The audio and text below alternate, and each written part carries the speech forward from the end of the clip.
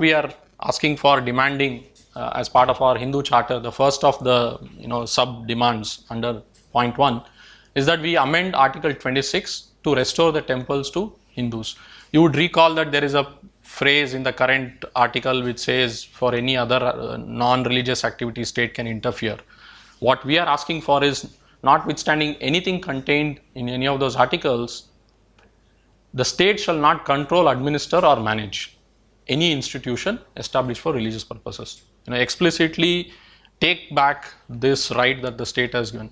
There are numerous other laws, tax laws, criminal laws and so on, which are actually sufficient, which are enough to take care of problems with corruption and mismanagement. And we don't have similar laws for commercial entities, commercial organizations, right? So the same thing can apply.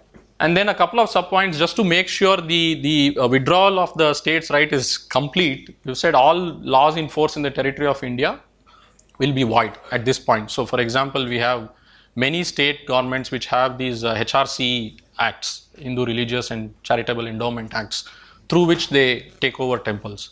So then there will be like a small legal loophole saying, will the existing laws continue to work and so on. So that's why we make it explicit, saying none of those will be valid anymore. And in future also the state shall not make any law to take over. So that's the sum and substance of this demand. Take back your, withdraw your right, void all existing laws, and you shall not have the right to make any laws in future.